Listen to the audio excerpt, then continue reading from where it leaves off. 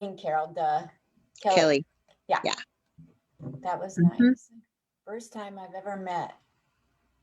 Yep. He's a good guy. It was a good lineup. I was just amazed at the Yeah. talent. Yeah. Can't remember all their names, but my goodness sakes alive. We are live on Facebook. And if you don't, Yay. and I have to go make sure it's set to public. So just bear with me. It always gets Zuckerberged. Yeah, it's got to go to live. Okay. So it should be streaming on your page as well. Awesome. So if not, you can go to my page and click share later on if you don't want to Yeah. do it right now. Okay, Yeah, awesome. I'm on my mobile device, so I can't do two things at once at the Oh, moment. I know all about that. Oh my gosh, this world's crazy. Mm-hmm. So I'm just gonna pull up the little intro you sent me and spew it real fast, and then we'll get into the interview. Cool. Scroll, scroll, scroll. Yeah, gotta love that. That's why, on my show on Sundays, I write it all down. That's what I need to do because this It is would a take waste. forever to I do know, like right? 12 people at a time. Yes, yes. Mm-hmm. Facebook. Tonight we have a living legend, someone that is kicking butt all over with her comedy that she promotes and that she does. I'm so proud to even know her. You have no idea what she's out there accomplishing for comedy. So I'd like to go ahead with the intro she sent me. Here we go. Intro for Carol Newell, the world's best laugh. Wait till you hear it, you guys. Is the host and producer of the longest running Zoom show during the Corona apocalypse and has live shows all over Los Angeles, including the Pan Pacific Park, OMG Amphitheater, on Saturdays at 3 p.m. and Carpool Comedy Monthly. I am so proud of her, so proud to know her. You've seen her at all the places, all the before places like the Comedy Store, Laugh Factory, and Flappers. She is no joke, but she knows how to deliver them and promote them. Welcome to the stage, Carol Newell. Hi. Hi, Linda. Thanks for having me. Oh my gosh, I'm so happy to have you here. Talk to me about who Carol Newell is that people don't necessarily, they assume you're one thing, but you're something totally different. What's that about? That's my Martin Short. I've been doing comedy for 8 years now, and before the Corona apocalypse, I was just doing like a couple open mics a week, and then I would do some book shows, and it was really not a lot. But when the Corona apocalypse happened, I was like, oh no, I am not sitting home and not doing comedy. So the first week that the lockdown happened in Los Angeles, I went to an open mic on Sunday night, and then the following week I saw somebody else do a Zoom show, and I was like, oh yeah, that's for me, definitely, for sure. So I talked to that person. I was like, how are you doing that? And she gave me all the tips. I went out and bought a laptop and then started my show the very next weekend. And so since March 29th, I've been doing the world's best laugh on the Zoom on Sunday nights at 7:30. I just started asking all my friends that were comedian, will you be on my show? Will you be on my show? And they all just said yes. So that's how my whole thing started. I started with the Zoom show. And then when things started opening up a little bit in May of last year, in 2020, some guys from San Diego came up, and they were doing an outdoor open mic over your car stereo, which I thought was amazing. So I started going to their open mic, and then I was like, that's the next thing I want to do. I want to do that. And I want to do, I had a speaker. I had a portable speaker with a microphone. So I was like, I could do an open show at a park. Why not? Let's do it at a park. And I started talking to my friends, and they're like, yeah, let's do it at a park. So I started Pan Pacific Park and another open mic and all of that, and the drive up mic all at the same time. And then it was off and running. off Oh, and running. As of last July, I've been doing those 3 shows. I've added 2 more shows. And then I also added another Zoom show. So I do a production for a Zoom show on Tuesdays called Dive Bar Comedy. And then, so now I'm doing comedy like 6, 7 shows a week. So yeah, it's just been crazy, but I just keep doing it. And I have a little bit of help from my partner, Kelly Lee Williams, who you met earlier this evening. He helps yes. me on Saturdays with my 2 shows that I have on Saturday. And then he also helps me with like the media. He helps me with the flyers and stuff like that. And he's very good at promoting, making little videos, stuff like that. So he's been very helpful in that arena. And I don't stop. I can't stop. I won't stop with the comedy. So yeah. That is so great. I mean, the things that you're doing, people are out there buzzing about the shows you put on. Thank you. It must just feel so great. I mean, the Pan Pacific Park and the drive-in theater, those are 2 separate things, right? Yes, they are. Yes, Because they are. I've Pan never, Pacific is, you just show up. It's an open air amphitheater. The rows are 6 feet apart, perfect for social distancing. And then I just show up on Saturday afternoon with my speaker and my mic stand and my microphone, and I just start the show. I'm like, hey, Pan Pacific Park, here I am. that's And it's great. nice because, you know, you get people who are just there hanging out, and the comedians, you know, bring friends. So you, like last Saturday, we had about 30 people, which is pretty good for the Pan Pacific Park show. And then the Saturday night, we do an open mic most of the time, but once a month, it's the Carpool Comedy.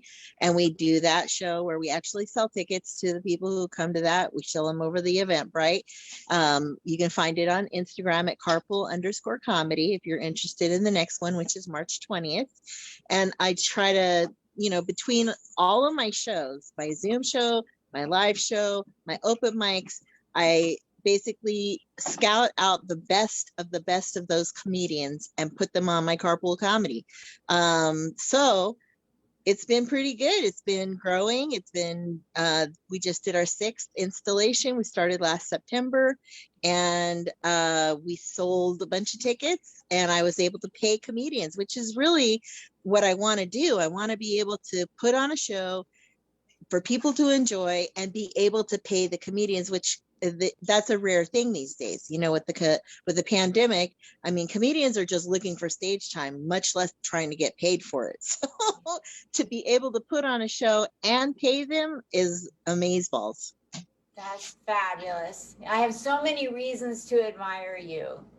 Aw, That's so great. It's so hard for comedians right now. it is. Yeah. It It's is. been tough. Tough on Yeah. ego, tough on practicing and getting feedback, money. Right. Gee. Right. So all of my open mics, everyone's at a different location.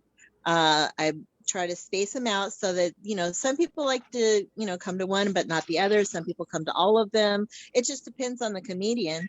But I space them out so that, like, the people from the OC will come to San Pedro for that mic, but they don't want to drive all the way to the Valley. So I get that, you know, that's why I started the open mic in San Pedro, because that way the people who are in the OC and the South Bay have something that's local for them.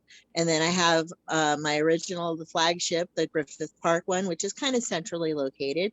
And then I also have one out in the Valley that's at a cafe. So you know, trying to be a symbiotic partner with businesses so that they're getting business and we're getting a place to be. So, and that's also why we have the Carpool Comedy at a diner parking lot, because the diner gets business from all the patrons that come to my show, and the comedians that come to my show eat there too. So, you know, trying to make things work for both parties. You know what I mean? Yes. Oh my Mm-hmm. gosh. That's great. I want to have the details on everything you're doing in the messenger so that I can let people know where to go, when. What's Definitely. it called? Definitely. I want to promote it all. Yeah, I got a flyer for everything. It's got Yes, the I want location, the times, every the dates, everything. I want them all. I want it all Okay, when we get awesome. done. Let's go back to little Carol Newell when you were growing up. Where did you grow up? I grew up in Los Angeles. I'm a third generation Californian. I grew up next to Dodger Stadium in that area. In fact, that's why I have the Griffith Park open mic where I do, because that fountain is the fountain that we used to go play in when we were waiting for the pool to go between sessions. There's a park right across the street with a giant pool. We would go to the pool all day, every day during the summer. And then during the recess or the break that they had between the sessions, we would go to the fountain and play in the fountain. So I was like, oh, this would be a great location to have an open mic because there's seating and it's a beautiful scenic kind of place. I like the background of the fountain, especially during the summer, because we start at 6:30. So usually it would go until dark and I wouldn't have to worry about lighting. Well, now that the winter came, I had to get lights, so I have lighting, but it's a great place and there's plenty of parking. It's free, it's on the street, so, and it's centrally located, it's right off the freeway. So that was my flagship. That was my first open mic that I did outside, not on Zoom. And then I started, the next one was Pan Pacific Park, because one of the comedians that came to Griffith Park was like, I live next to Pan Pacific Park and they have an amphitheater. And I was like, oh, okay, let's go start that. So that's just kind of the evolution of that happened. But yeah, I grew up in that neighborhood from like 3 till 13.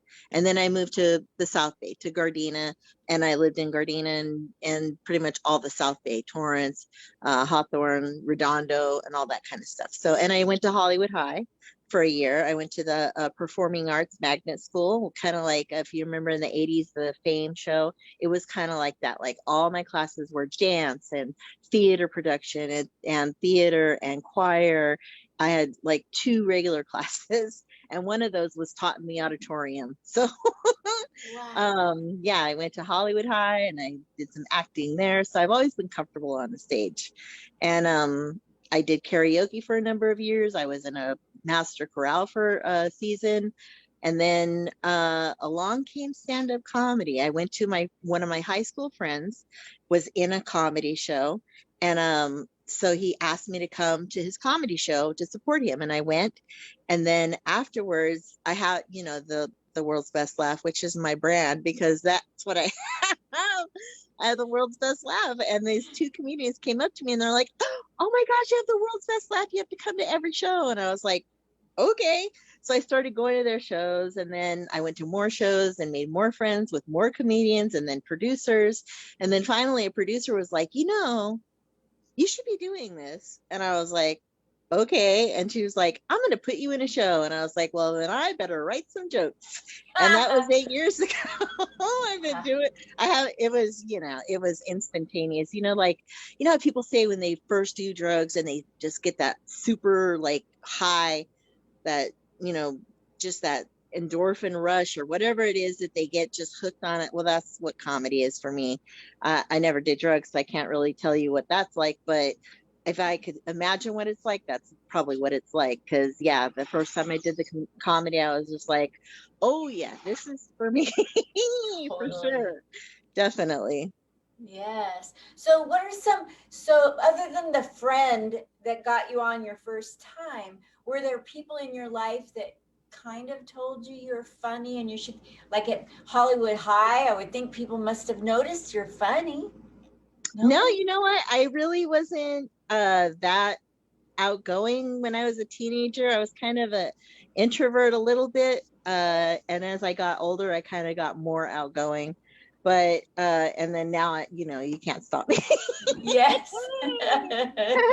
But yeah, I wasn't really that super popular in high school. I was always kind of like a teacher's pet. I just really hung out with older people and just like a select group of people. So interestingly enough, I was not the class clown. I know, it's hard to believe now. But yeah, as the years went by, and then especially when I started going to all these comedy shows, I really never took a class or anything about how to write jokes or how to do comedy. I just sort of watched other people do it and picked it up. I guess I just kind of learned from what they were doing, seeing how they did it on stage, and I just kind of naturally fell into it. My goodness, what a story. So the first time that you went up on stage, because your friend prompted you, how did that go? Other than the Oh, adrenaline rush, I mean, it's specific. yeah. So like I invited everybody, of course, that I knew, and a lot of the comedians that I knew that I had been seeing on stage and going to their shows came. So I um I got heckled by 13 comedians that were laughing at me with my laugh. I would laugh and then they would imitate my laugh. It was hilarious. And Oh. one of my comedian friends, she was like, "Are you nervous? Are you nervous?" And I was like, "No, I'm not nervous. I'm like Christmas morning excited." So it was, yeah, it was on and popping from there on. I just, couldn't get enough of it. And, when you start doing it, you're doing the bringer shows and you're doing, all that kind of stuff. And eventually your friends are like, yeah, nope. So you have to evolve. You have to. So I found a group of comedians that I was, pretty friendly with and started going to that open mic and this open mic and, you know, a few open mics. And let me tell you, the very first open mic I did was at Flappers and it was in the bar. And I was the only person laughing at that open mic. It was the most god-forsaken, awful experience ever. I was like, if this is what open mics are like, oh no, this is not for me. And so the whole night I got to go up like maybe third from the last. The whole night I'm sitting there laughing at other people's stuff. And then when I got up, it was so terrible. I bombed so badly. It was crickets. And I was like, oh, this is the worst thing ever. And I was like, I'm never doing an open mic again. But luckily I found some, like I said, people that I really liked and hung out with, and they encouraged me, and I did more open mics, and I started being a regular at some other open mics. But a couple years later, I was supposed to meet this guy on a date, and we were supposed to meet there at Flappers in the bar. Well, they happened to be having an open mic. And I was like, should I sign up or not? Should I sign up or not?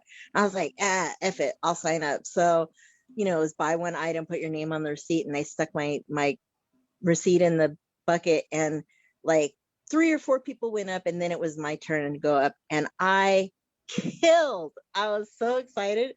I totally killed the whole thing. The guy never showed up, but I was like, whatever. And then so I killed at that open mic, and I was like, this is redemption. Yes. That's a great So story, man. it was so satisfying to have evolved enough to make a difference. And of course, it was probably a different host and a different crowd, so it wasn't quite as terrible as the first time. But I'd like to think that it was me that was better, not just the whole Absolutely. mm-hmm. So what's some Yep. of crazy stories from being out doing comedy? Crazy, funny, weird, hard, stupid, or scary? Oh my gosh. Well, it was about a month ago now.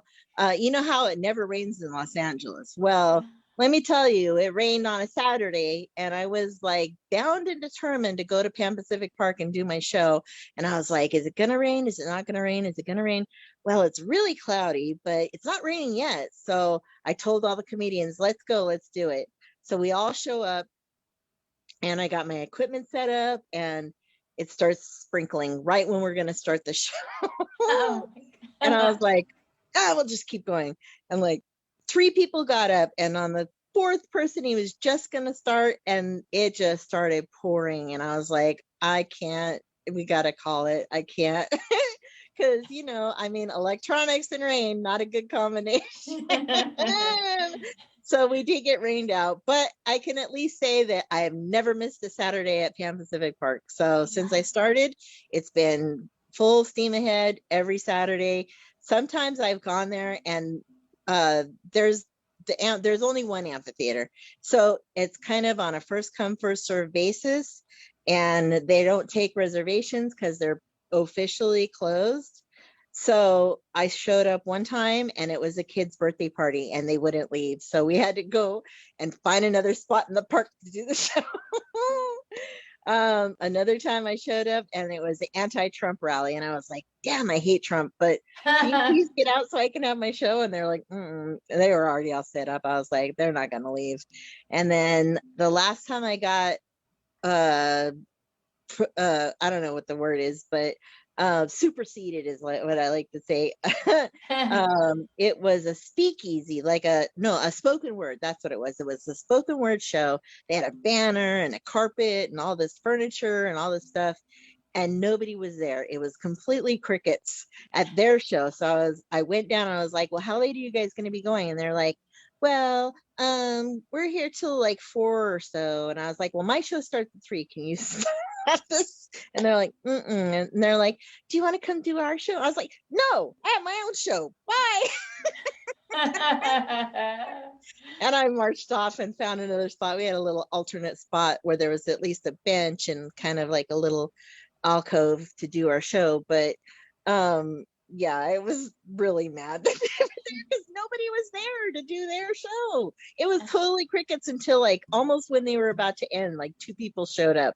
And I was like, they could have let us have the amphitheater. Oh, I was mad.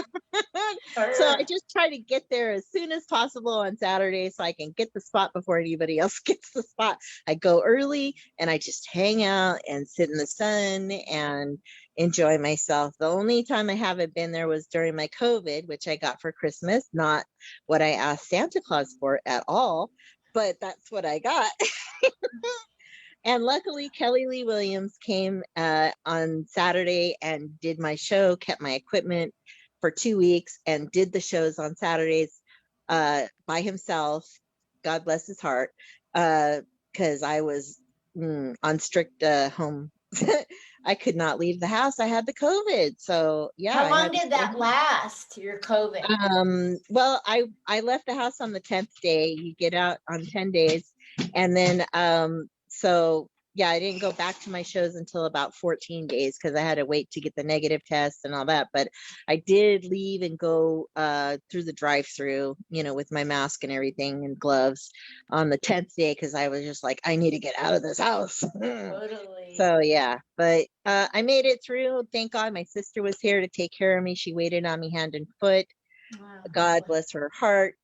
She, came and gave me food and water and tea, and she massaged my back. My back was really painful during the COVID. Like the first 3 days, my middle back was just killing me, which was the weirdest symptom that I had. I mean, I had all the symptoms except for fever. I never had fever, but I had the loss of taste, smell, I had the cough. I had all the good stuff. So not good, not really.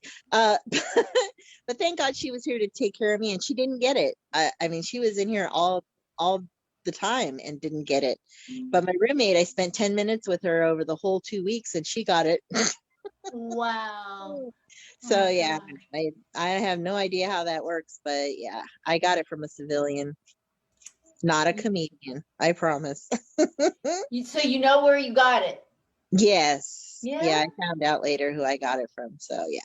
How'd you find that out? Am I allowed to ask that question? Well, I went to tell the people that I had been around for the few days before I knew I had it. And that person told me that they had it too. And I was like, oh, you're the one I got it from. So yeah. Wow. Mm-hmm. Yep. Process of elimination and timing. That's how I found out. Yes.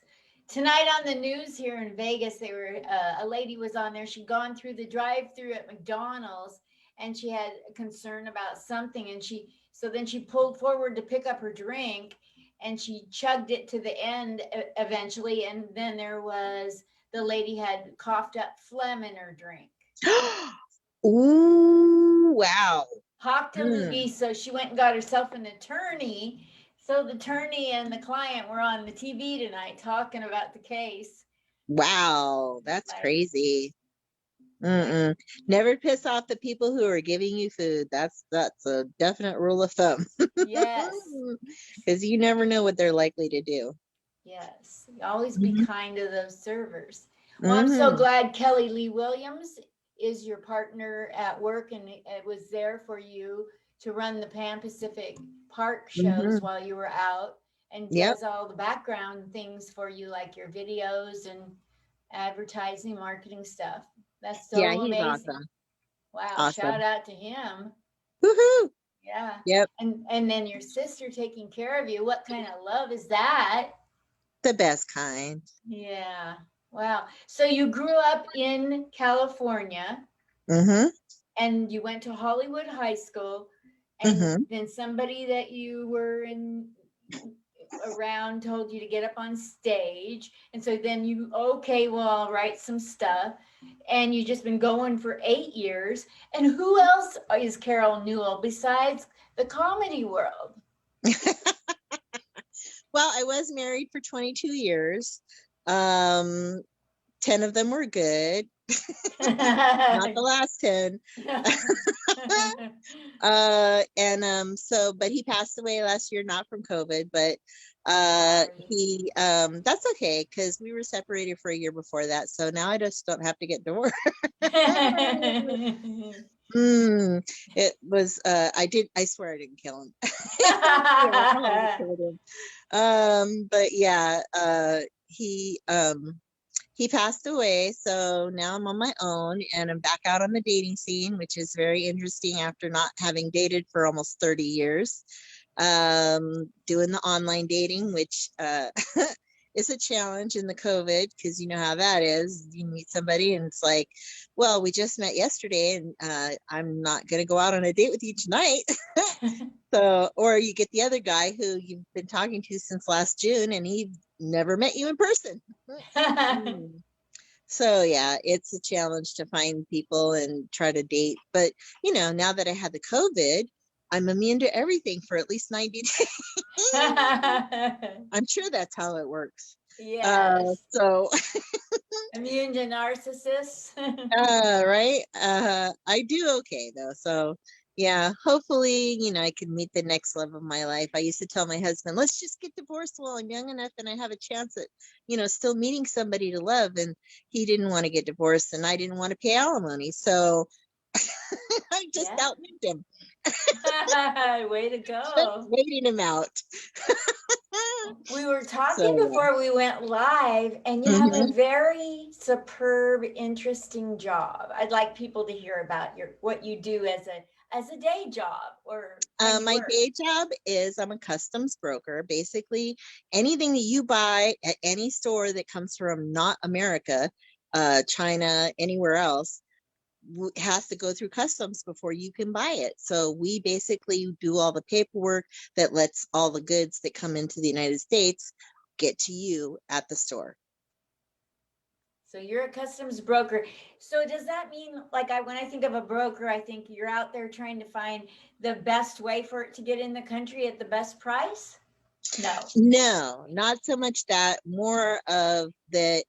The importer will give us the documents, the invoice, the bill of lading, the arrival notice, the packing list, tell us what's coming in, and then we transmit all of that information to customs, and the customs transmits back a clearance and says, okay, you can bring it in, and then we basically arrange to get it from over there to here, get it through customs, and then get it delivered. Got it. Yeah. Do you have any drug seizure stories?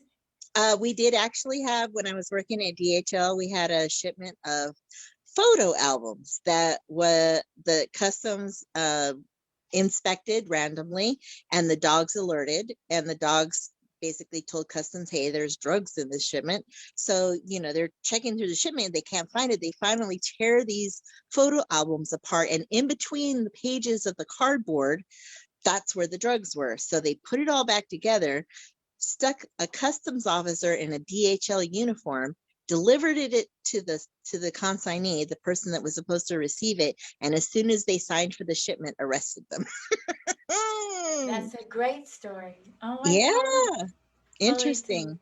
Yes. And we used to import live animals, live beetles, live butterflies, live insects of all kinds, those walking stick bugs. One time, one of those beetles ate through the box and was out flying around the way.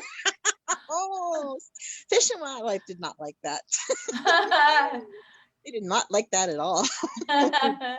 We caught it though eventually and found a new box for it. So, but we used to import those for a lot of the zoos, and like, they have those butterfly world or butterfly enclosure things. So we would import a lot of those live insects and then ship them off to the butterfly exhibits. It was pretty interesting. That's very cool. Very cool. Hmm. Quite a unique job. Do you do a lot of jokes about your day job? The only one that I ever really did was my last job. I used to work in the office and I was basically the only white girl. So I sort of had to learn Spanish because when you hear pinche güera every day, you know it's you. What I does don't know if that you know. mean? It means fucking white girl.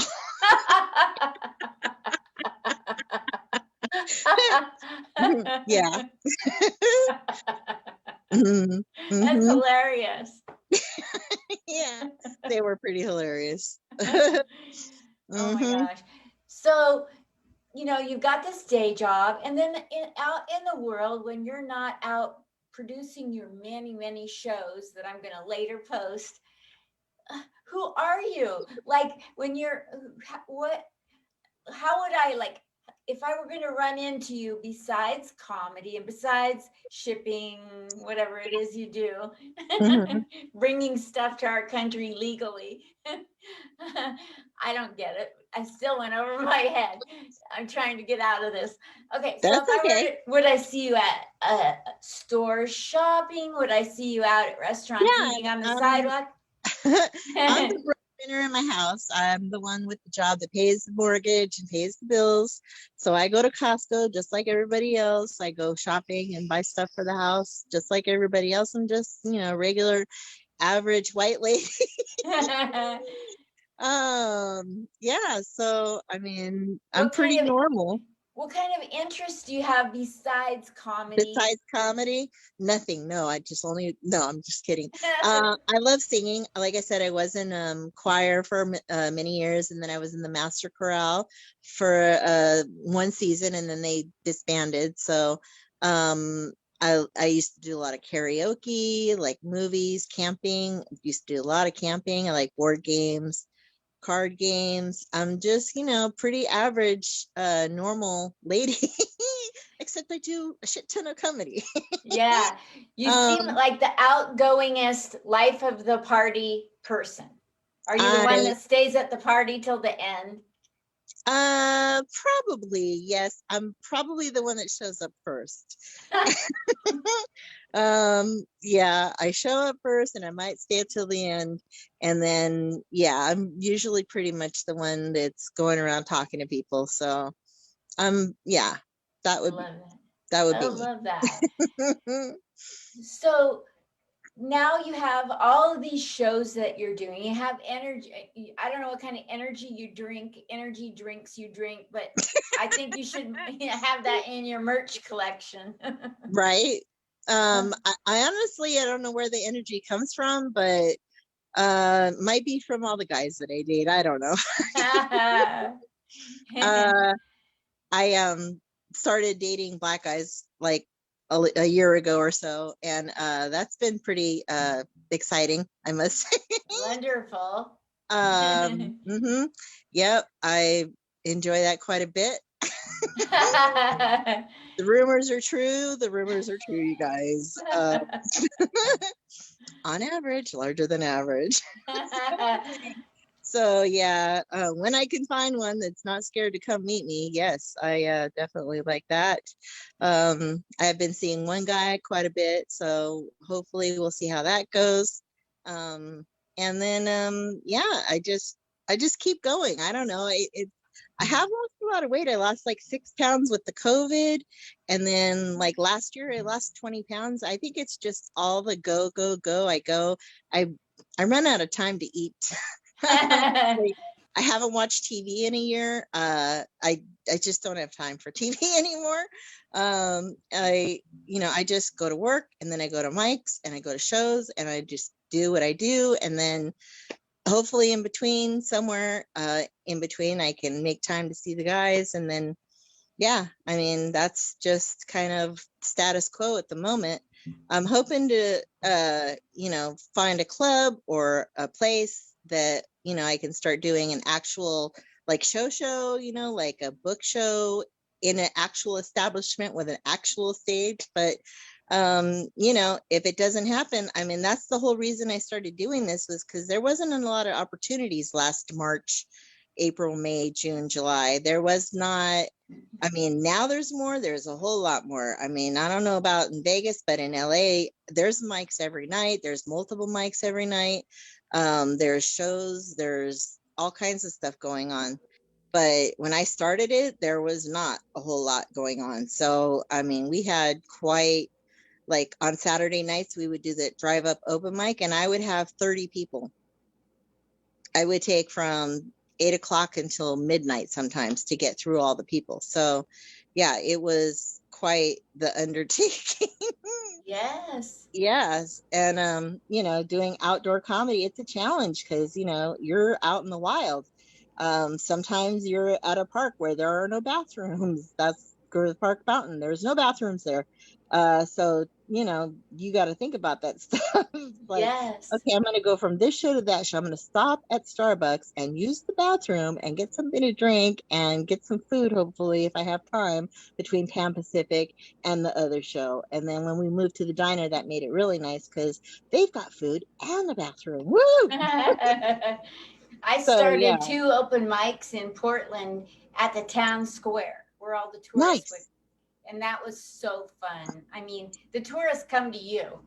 Right? Yeah. And it was yeah. like an amphitheater with brick seating all around. It was great. Nice. Very nice. Yeah, I don't know, honestly, like if people will ever go back to clubs, because the capacity and all of that. And now that they all know that it's a possibility, we can do this stuff outside. We can do it in open air and it's safer and there's, all these opportunities. So it may never be the same. Yes. And all of the comedy contest festivals that are going on where we're meeting each other around the world. I mean, there are a lot of benefits to what we've had to scramble and do. Mm-hmm. Oh yeah, the Zoom is great. A lot of comedians poo-poo it. I get that. I mean, it's not the same. You're not getting that live feedback and looking at people in the face or whatever that you normally would if you're out doing comedy in person. But the benefits, you can do it from home. You can not have to worry about parking. You don't have to have a 2-drink minimum. Yeah. You don't have to bring people. And you can do it with I mean, I get comedians from the East Coast. I've had international comedians on my show. And so that's been awesome, meeting people all across the nation that you never would have otherwise met. Yes, just think. I mean, what has happened to us is we've been able to dig our roots down further than people that are poo-pooing the Zoom. Mm-hmm. Yeah. And I've seen some people come around to it. They started off with, I'm not doing that Zoom crap. And now they're doing the Zoom crap. Yes. Something just happened to your mic where it sounds tinny. How about now? No, it still sounds tinny. Huh. Well, I don't know about that. Weird. There. Is it better now? Yeah, it fixed itself. Okay, good. Maybe it was on my end. Who knows? Who knows? Yeah, I know that some of the legends or the people with 30, 40 years of experience are having a tough time accepting. But little by little, the longer this goes on, the more they've stepped over the line and said, all right. Yeah. Right? And that, that's the advantage of what I'm doing, is because I've got a platform for everybody. I've got open mic, I've got book show, I've got an actual, real show where people pay to go. I've got the Zoom show. I've got a little bit of everything for everyone. So I think that makes me, accessible. Yes, and you've got it in different places in California. Yeah, definitely, for sure. Yeah. So the San Pedro one sounds interesting to me because I go about once a month to visit my sister in Laguna. Oh, nice. So nice. Not too far away, right? No, not too far at all. Yeah. Yeah. Mm-hmm. Well, when you come to Vegas, yeah. And I want to have you send me all of the different all your flyers or whatever it is you have, what days of the month, what time, address, whatever, or just like you have many things and where you want people to write to you to find out about it, however you want me to promote it. Definitely, for sure. Like all my shows, all my mics are all weekly, except for Carpool Comedy, which is monthly, just because it's such a much of a more of a production and we're selling tickets. So I need time to, get people to buy the tickets. So Well, the Carpool Comedy is such a throwback new thing. I mean, it kind of like it used to be done, like mhm, where at drive-ins they'd have, but mhm. not for comedy. So did the press come along and cover that? No, they haven't yet, but I think they will at some point. They should. Yeah, for sure. Such a Um, service. Yep. So yeah, we do that monthly, and our next show is March 20th. We're gonna have a great lineup. I've already booked that one. I'm working on April now, and I'm gonna get the Carpool Comedy flyer out this week. So with a little help from my partner. Yes. He's great with that stuff, so it makes it easier for me. I can do it, just not as fast as he is. He's Yeah. just lightning quick. Yeah. So yeah, that's like my baby, my Carpool Comedy. That was one of the things that I really, really wanted to get done, and I was working on very hard last year. So our first show that we did was on a Friday in September of last year, and actually was the night that my husband passed away. So it was crazy. It was like it was the highest high and the lowest low at the same time. Yeah. That's something Like else. after the show happened, I found out that he had passed. So yeah. Was he Unfortunately. was he sick or was it Yeah, he was in the hospital, it was during the height of COVID and they wouldn't let me go see him. So until after he passed, and then they were like, oh, you can come and visit him as long as it's within the next 2 hours. And I was like, and they're like, yeah, well, he passed away, so there's no worry about getting him infected, I guess, at that point. Yeah, but like I said, it was bittersweet for sure.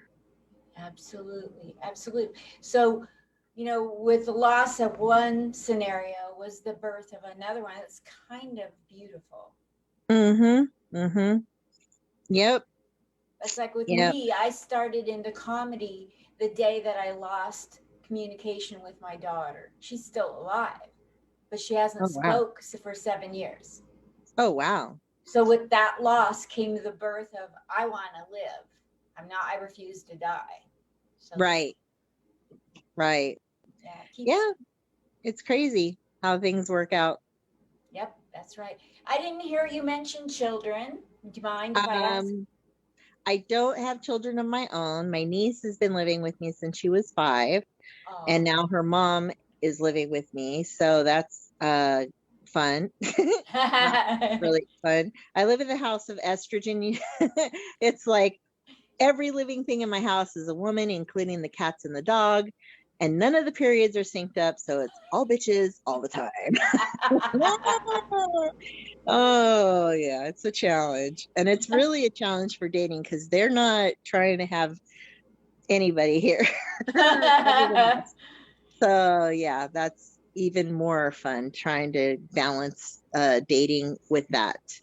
But yeah, she's I don't know if you've ever had the worst roommate in your life that Yes. won't clean up after themselves up till all hours of the night, just making noise and attitude. Yeah, I have that roommate and she's 16 and she knows everything. Yeah, it's just the worst. I had a roommate once that slammed doors and yelled and screamed in the middle of the night.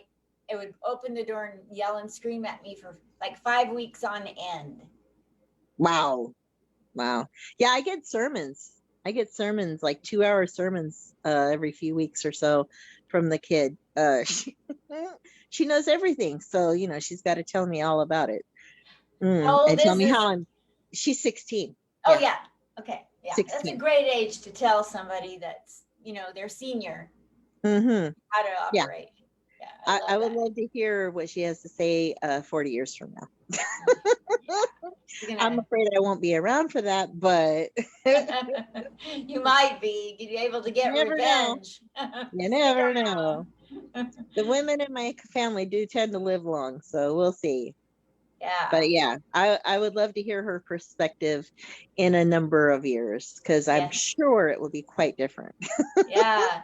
But I'll Mm, tell you, talk about it's really hard, to take that kind of stuff from somebody you're raising or help raising, or, it's like, I can see where Black women are like, I brought you in this world, I'll take you out. I wish I'd have said that once or twice. hmm Yeah. Yeah. Unfortunately, I didn't do either of those things. Mm, much as I would like to, but I'm just like I waited him out, I'm waiting her out because she's going to be out of here in 2 years. Yeah. Just And counting I'm our going to have my blessings. freedom. Mm-hmm. Absolutely. Absolutely. You are doing so many things, and I'm so tickled at what all you're doing for the comedy community. And you know what I got to tell you, Carol? When I was on your show the other night, I never felt, and we all go on a lot of shows, especially Zoom land. You handled your shit. You handled your stress, whatever stress you might have in or off, on or off stage. You did not take any of that and bring it. You brought nothing but joy, professionalism. The thing kept rolling. Nobody ever, if you could have lost an animal that day and nobody would have known it.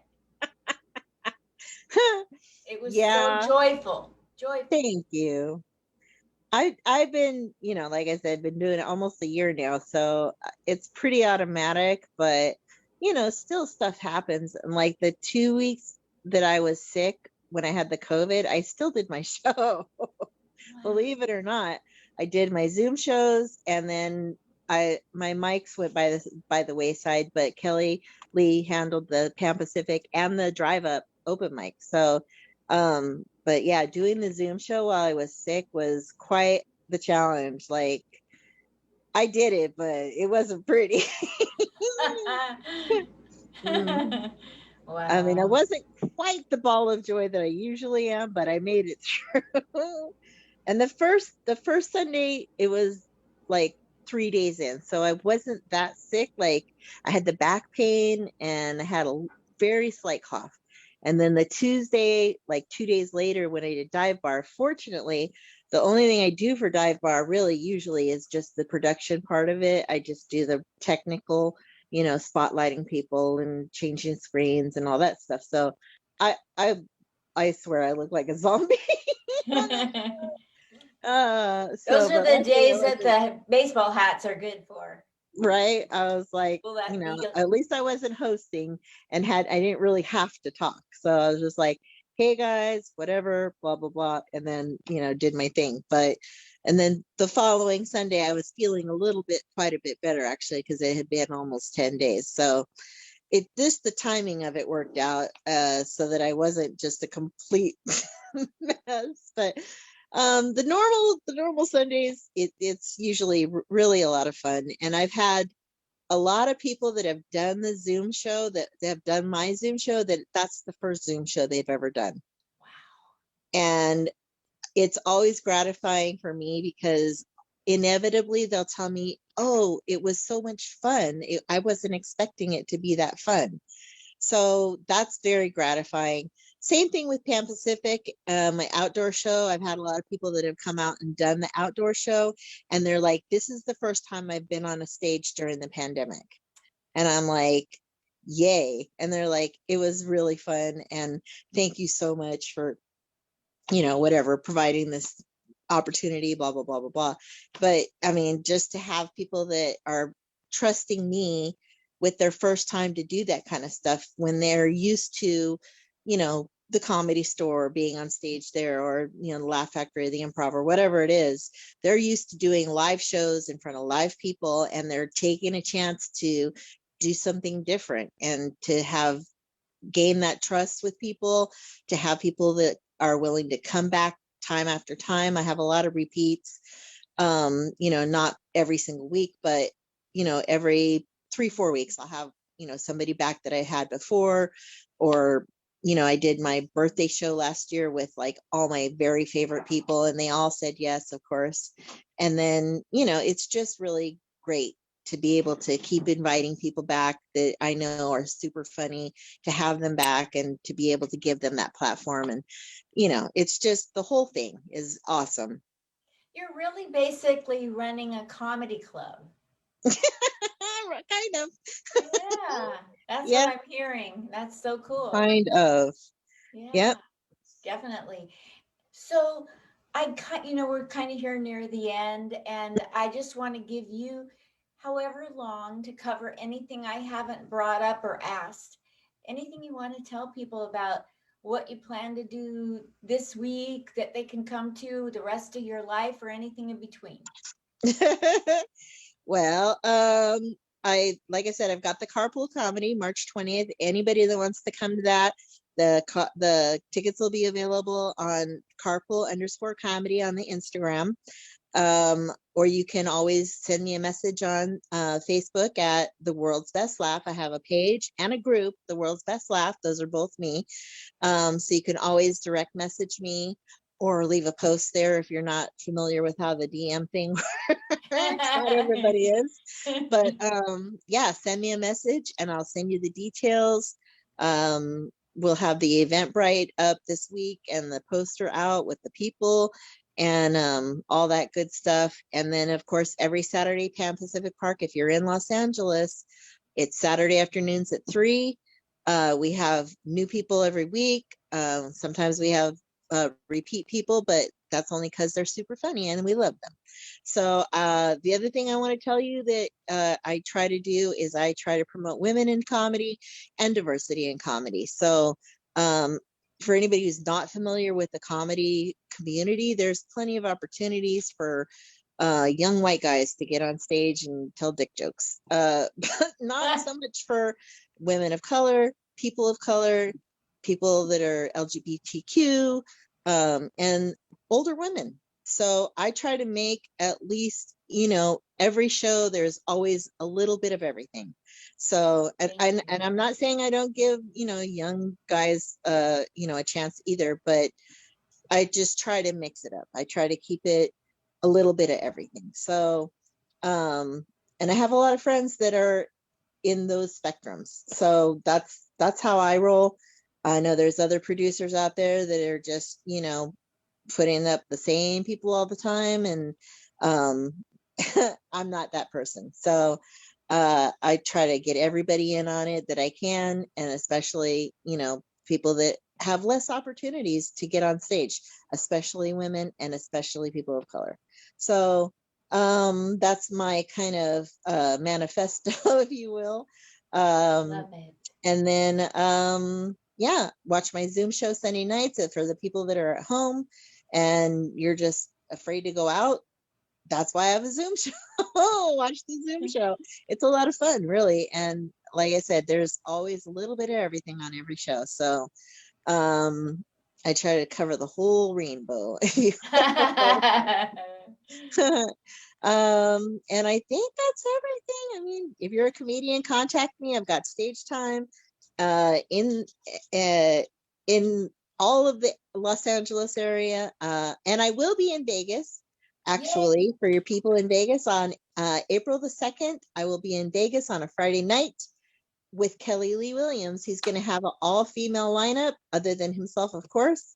He's not female, even though his name's Kelly Lee.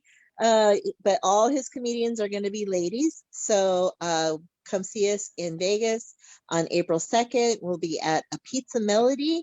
I don't know exactly where that is, but I'm going to find out. That's where he's doing his shows. He also has a Wednesday open mic at the Pizza Melody. So if you're a comedian in Las Vegas, come out for that. Kelly Lee Williams, you can find him on the Instagram or on the Facebook as well. Look him up and get hooked up if you're in Vegas and you want to do comedy, because he's got that stuff going out there too. We're kind of diversifying a little bit. He's got the Vegas, I got the LA, so that's what we're doing. And he's so nice. Oh my He is. gosh. He's a sweetheart. Yeah. Big teddy bear. Mm-hmm. That's Yep. what I And not bad on the eyes either. No, not difficult to look at. Not a bit. Yep. Well, is there any question or anything about your life I did not draw out of you, Carol? No, I think you covered pretty much all of it. Okay. I think Uh, if you know anything about me, you probably learned it tonight. and what if people want to help support your cause of bringing comedy? Are you accepting donations to pass Absolutely. out? I take tips. I have a Venmo. You can Venmo me at the world's best laugh. Um, and I just changed it actually to the world's best laugh. The world's with an S, best laugh. That's me, Carol Newell. That's my brand. That's what I do. So yeah, Venmo me, or I also have the PayPal. It's Carol Newell. So yeah, if you want to send donations, for sure, definitely.